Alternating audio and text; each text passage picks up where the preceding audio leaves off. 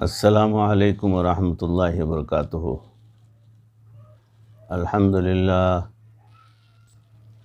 للہ وکفی وسلام علی عبادہ الذین اصطفی والتقى والعفاف والغنى، اما بعد فقد قال اللہ تبارک وتعالی فی القرآن المجید والفرقان الحمید، فأعوذ باللہ من الشیطان الرجیم، بسم اللہ الرحمن الرحیم۔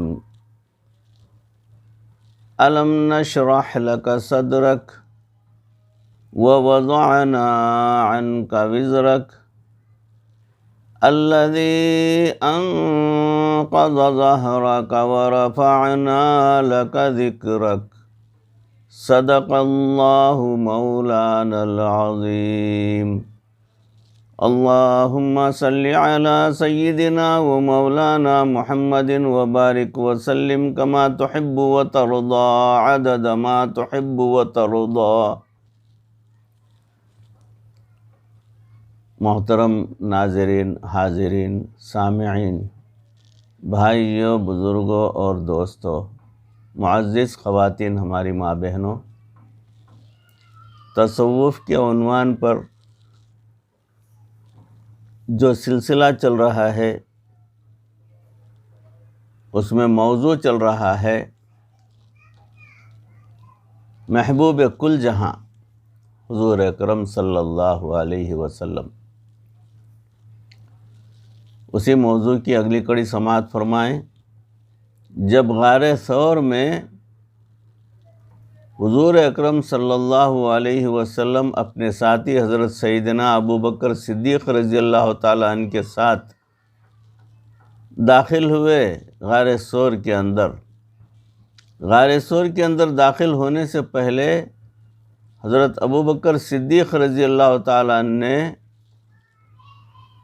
جو ہے آپ صلی اللہ علیہ وسلم کو اندر داخل ہونے سے پیشتر خود داخل ہو کر غار ثور کے اندر سوراخیں جو تھیں جس میں کچھ کیڑے مکوڑے وغیرہ ہو سکتے ہیں، اس لیے ان سوراخوں کو بند کیا اپنے پیرہن مبارک سے۔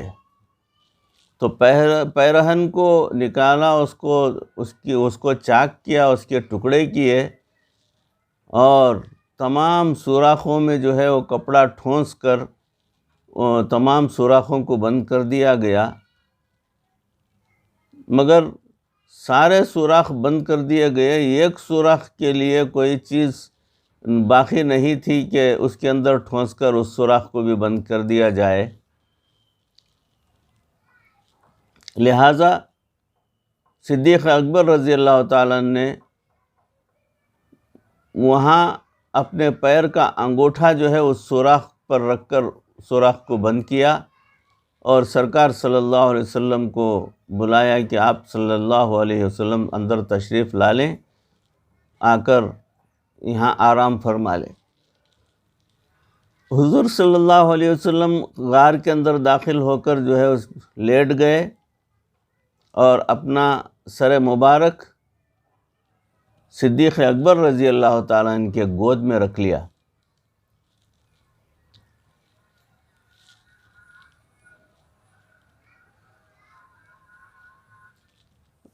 لہٰذا آقا صلی اللہ علیہ وسلم تھکے ہوئے تھے۔ صدیق اکبر رضی اللہ تعالیٰ نے کہا کہ آقا آپ تھکے ہوئے ہیں، آرام فرما لیجئے، یہاں بستر تو نہیں ہے، اللہ کی زمین بستر بنے گی، البتہ تکیے کے لیے ابو بکر کی گود حاضر ہے۔ دنیا میں دو گودیں تھیں جن کو محبوب صلی اللہ علیہ وسلم نے شان بخشی تھی، ایک گود صدیق اکبر رضی اللہ تعالیٰ عنہ کی تھی، اور دوسری گود صدیقہ کائنات حضرت عائشہ رضی اللہ تعالیٰ عنہ کی گود تھی۔ حدیث پاک میں آیا ہے کہ جب نبی صلی اللہ علیہ وسلم دنیا سے تشریف لے جانے لگے تو اللہ کے محبوب صلی اللہ علیہ وسلم کا مبارک سر سیدہ عائشہ صدیقہ رضی اللہ تعالی عنہا کی گود میں تھا۔ ایک گود میں سر رکھا تھا تو اللہ تعالیٰ نے صدیق کا مقام عطا فرما دیا، اور دوسری گود میں سر رکھا تو صدیقہ کا مقام عطا فرما دیا گیا۔ اللہ اکبر۔ اللہ کے محبوب صلی اللہ علیہ وسلم آرام فرما رہے تھے، اور سیدنا صدیق اکبر رضی اللہ تعالیٰ عنہ ان کے چہرے انور کا دیدار کر رہے تھے۔ حضرت شاہ ولی اللہ محدث دہلوی رحمۃ اللہ علیہ نے ایک نکتہ لکھا، وہ سیدنا صدیق اکبر رضی اللہ تعالیٰ عنہ کو مخاطب کر کے فرماتے ہیں، ابو بکر جب آپ بیٹھے ہوئے تھے اور آپ کی گود میں اللہ کے محبوب صلی اللہ علیہ وسلم کا مبارک سر تھا، اس وقت آپ ان کے چہرے کی طرف دیکھ رہے تھے تو مجھے یوں لگ رہا تھا کہ آپ کی گود ایک رحل کی مانند ہے، اور آقا صلی اللہ علیہ وسلم کا چہرے انور کھلے ہوئے قرآن کی مانند ہے، اور ابو بکر آپ مجھے ایک قاری لگ رہے تھے جو بیٹھ کر اس قرآن کی تلاوت کر رہے ہوں۔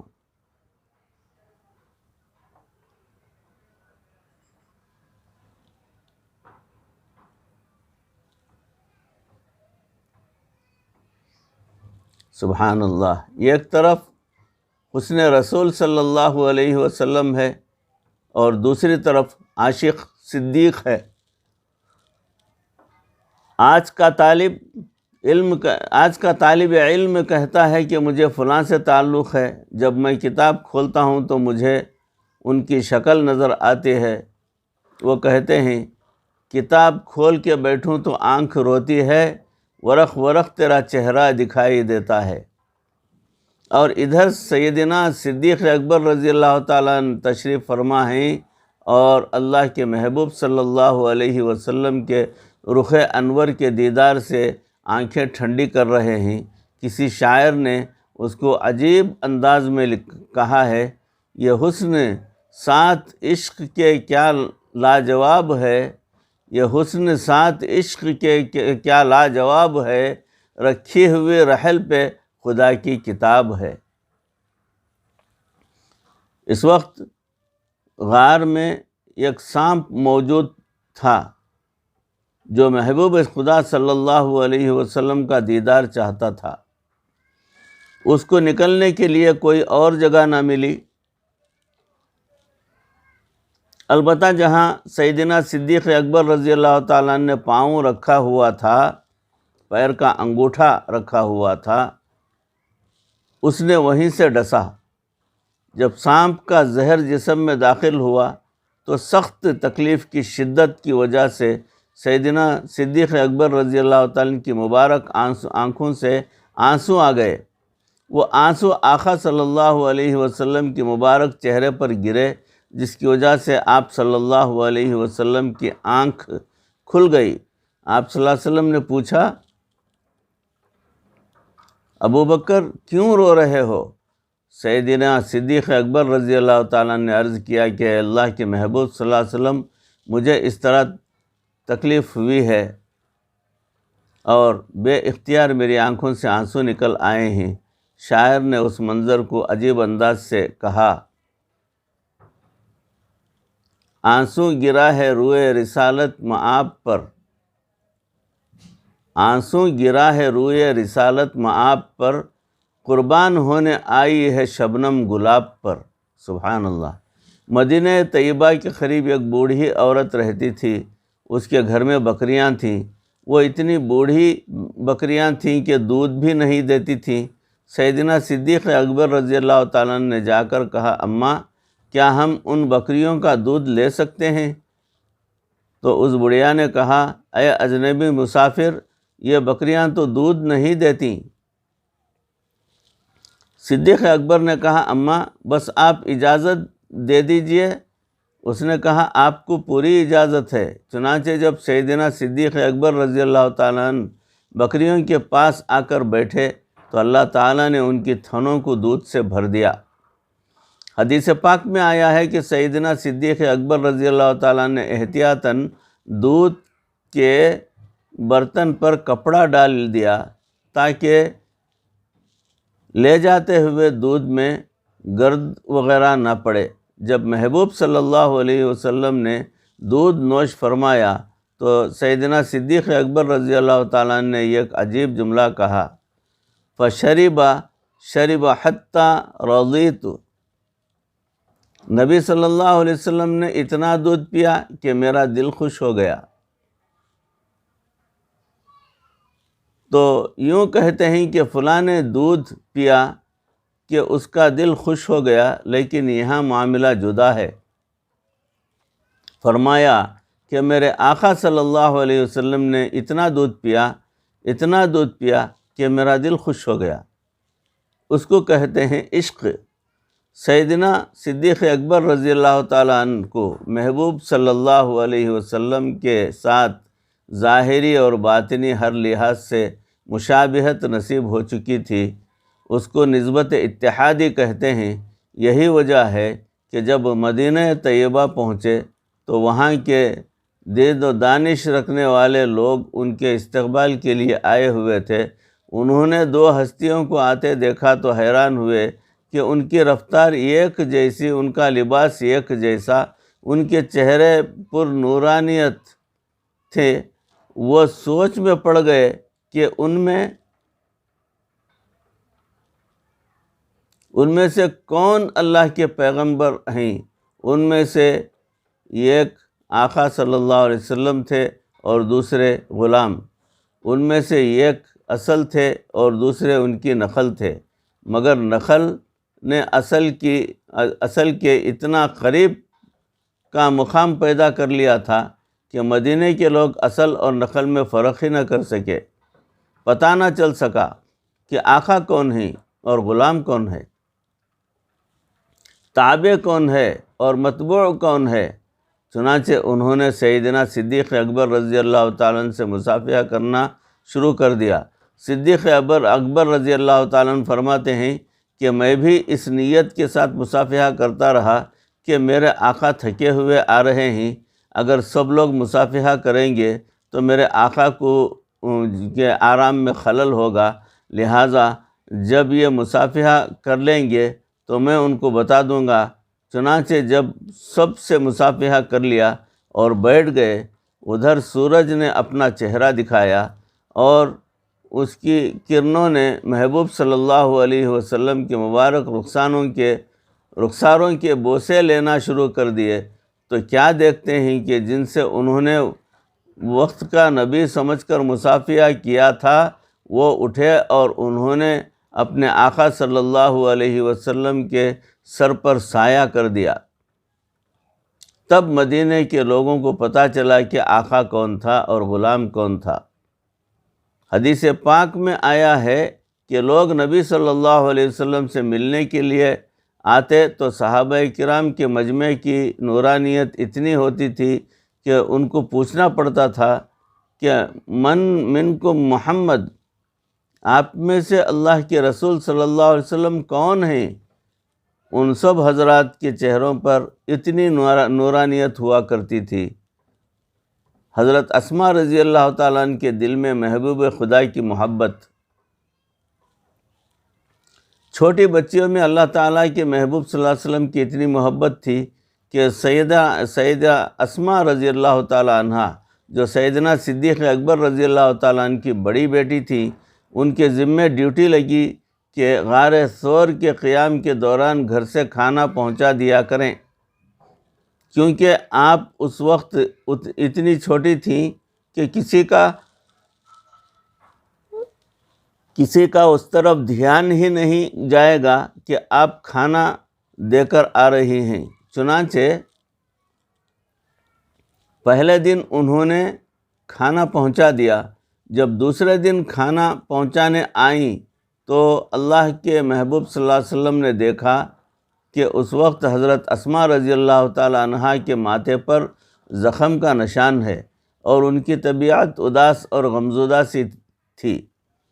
نبی صلی اللہ علیہ وسلم نے ارشاد فرمایا، اسماء آج آپ غمزدہ لگ رہی ہیں، کیا وجہ ہے؟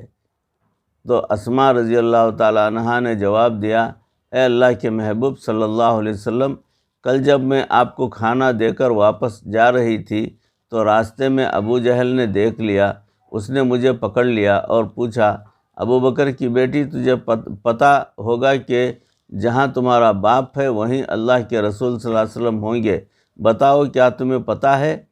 اس کے پوچھنے پر میں نے سچ بولا اور میں نے کہا ہاں پتہ ہے، اللہ نے سچ بلوایا، اگر وہاں کوئی اور بات کر دیتی تو لوگ کہتے کہ اگر ایک بہن ایسا کہہ سکتی ہے تو دوسری بہن بھی جھوٹ بول سکتی ہے۔ انہیں صدیق اکبر رضی اللہ تعالیٰ کی بیٹی ہیں اور صدیقہ کی بہن ہیں، لہٰذا کیسے جھوٹ بول سکتی تھیں؟ ہزار خوف ہوں لیکن زباں ہو دل کی رفیق، ہزار خوف ہوں لیکن زباں ہو دل کی رفیق، یہی رہا ہے ازل سے قلندروں کا طریق۔ چنانچہ سیدنا اسماء رضی اللہ تعالیٰ عنہ فرماتی ہیں کہ میں نے سچ بولا اور کہا کہ ہاں مجھے پتہ ہے۔ ابو جہل نے کہا بتاؤ، میں نے کہا میں ہرگز نہیں بتاؤں گی۔ اس نے کہا میں تمہیں بہت ماروں گا۔ اس طرح اس نے بہت ڈرایا دھمکایا، لیکن میں بھی ڈٹی رہی کہ میں نے نہیں بتانا تو نہیں بتاؤں گی۔ پھر اس نے اچانک اتنا زور سے تھپڑ لگایا کہ میں نیچے چٹان پر جا گری اور میرے ماتھے سے خون نکل آیا اور میری آنکھوں سے آنسو آ گئے۔ اے اللہ کے محبوب صلی اللہ علیہ وسلم، اس نے مجھے بازو سے پکڑ کر پھر کھڑا کیا اور کہنے لگا، اسماء میں تجھے جان سے مار دوں گا، بتا تمہارے رسول صلی اللہ علیہ وسلم کہاں ہیں؟ اس وقت اسماء رضی اللہ تعالیٰ عنہ جواب دیا، ابو جہل میری جان تو تیرے حوالے، لیکن میں محمد عربی صلی اللہ علیہ وسلم کو تیرے حوالے نہیں کروں گی۔ ایک صحابیہ کی محبت سماعت فرمائیں۔ اللہ کے محبوب صلی اللہ علیہ وسلم کے ساتھ عورتوں کو بھی بے پناہ محبت تھی۔ ایک مرتبہ نبی صلی اللہ علیہ وسلم نے ارشاد فرمایا کہ جہاد کے لیے تیاری کیجیے۔ مدینہ کے ہر گھر میں عورتیں اپنے مردوں کو تیار کر رہی تھیں۔ ایک گھر میں ایک عورت اپنے بچے کو اپنی گود میں لے کر بیٹھی تھی۔ ان کے خاوند پہلے شہید ہو چکے تھے، لہٰذا اب گھر میں کوئی بڑا مرد نہ تھا جس کو تیار کر کے جہاد کے لیے بھیج سکیں۔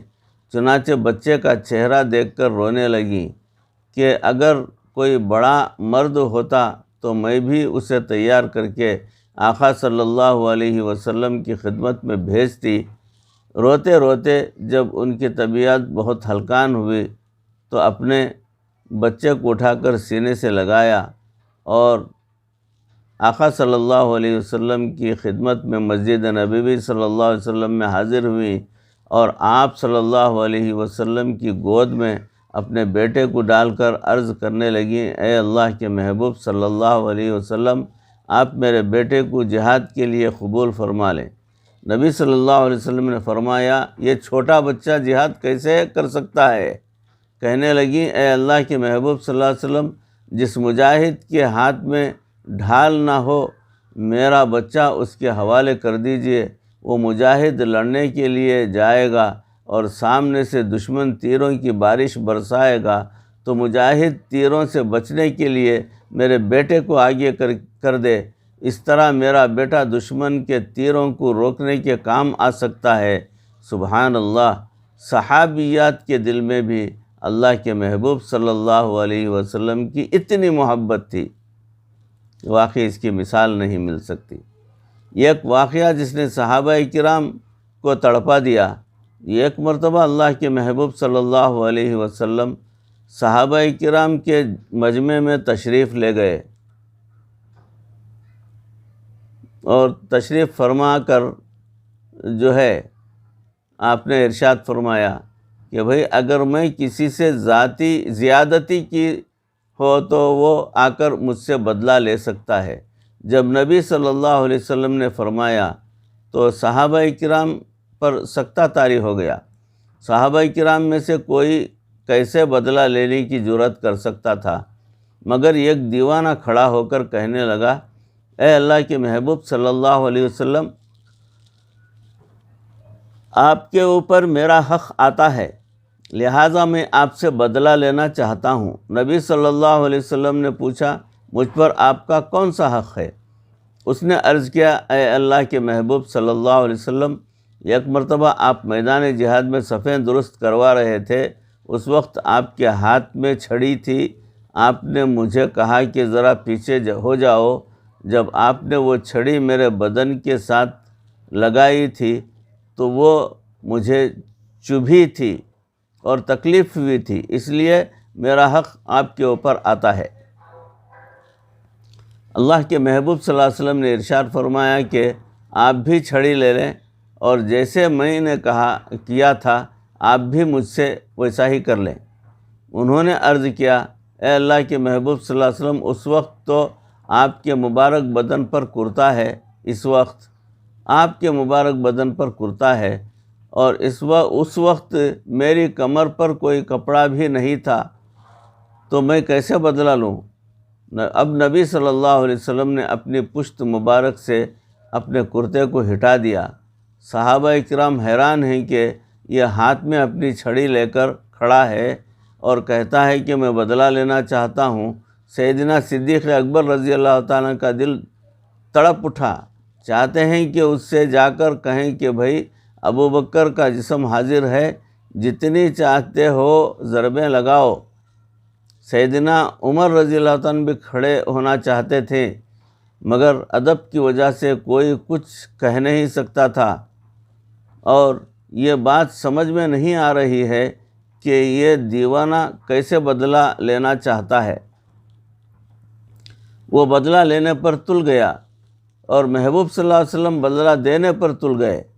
چنانچہ جب آپ صلی اللہ علیہ وسلم نے اپنی پشت مبارک سے اپنے کرتے کو ہٹایا تو وہ قریب ہوا، اس نے چھڑی کو زمین پر ڈال دیا اور آقا صلی اللہ علیہ وسلم کے مہر نبوت کو بوسہ دے کر آقا کی پشت مبارک کو اپنے سینے سے لگا لیا اور عرض کرنے لگے کہ اے اللہ کے محبوب صلی اللہ علیہ وسلم، میرے دل میں مدت سے یہ تمنا تھی کہ میں آپ کی ختم نبوت کو بوسہ دوں، مجھے کوئی موقع نہیں ملتا تھا۔ جب آپ صلی اللہ علیہ وسلم نے فرمایا کہ بدلہ لے لو تو میرے دل میں خیال آیا کہ تیرے بخت کے جاگنے کا وقت آ گیا ہے، اب تجھے آقا کی مہر نبوت کا بوسہ لینے کا موقع مل گیا ہے، ورنہ یہ غلام کیسے جرأت کر سکتا ہے کہ آقا سے بدلہ لینے کے لیے کہہ سکے اللہ اکبر۔ حضور اکرم صلی اللہ علیہ وسلم کی محبت بری دعا۔ ایک مرتبہ نبی صلی اللہ علیہ وسلم دعا مانگ رہے تھے، آپ کے غلام حضرت ثوبان رضی اللہ تعالیٰ آپ کے قریب آ گئے ہیں۔ انہوں نے سنا کہ اللہ کے محبوب صلی اللہ علیہ وسلم یہ دعا مانگ رہے تھے، اے اللہ مجھے میرے محبت کرنے والوں سے جلدی ملا دینا۔ جب اللہ کے محبوب صلی اللہ علیہ وسلم نے دعا مانگ لی تو حضرت ثوبان رضی اللہ تعالیٰ قریب آ کر بصد ادب عرض کرتے ہیں، یہ جو آپ دعا مانگ رہے ہیں کہ اے اللہ مجھے میرے محبت کرنے والوں سے جلدی ملا دینا، تو آپ کا یہ دعا مانگنے کا کیا مقصد ہے؟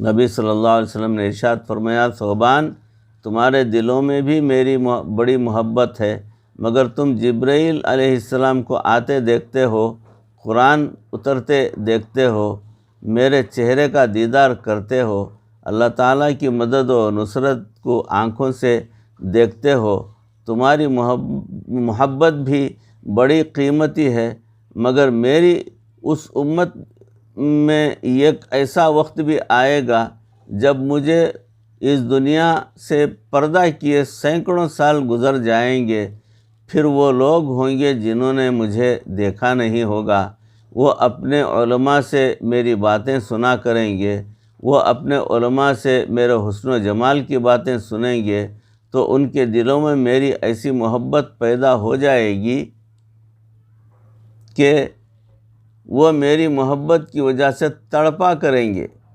وہ ہر کام میرے طور طریقے کے مطابق کریں گے، اور وہ میری ملاقات کے لیے اداس ہوا کریں گے۔ اے ثوبان، ان کے دل میں میری اتنی محبت ہوگی کہ اگر ممکن ہوتا کہ وہ اپنی اولاد کو بیچ کر بھی میرا دیدار کر سکتے تو وہ اپنی اولاد کو بیچنے پر بھی تیار ہو جاتے۔ میں ان کے لیے دعائیں کر رہا ہوں کہ اے اللہ مجھے ان محبت کرنے والوں سے جلدی ملا دینا۔ سبحان اللہ، سبحان اللہ۔ اس لیے آج جس کے دل میں نبی صلی اللہ علیہ وسلم کی محبت ہوگی اور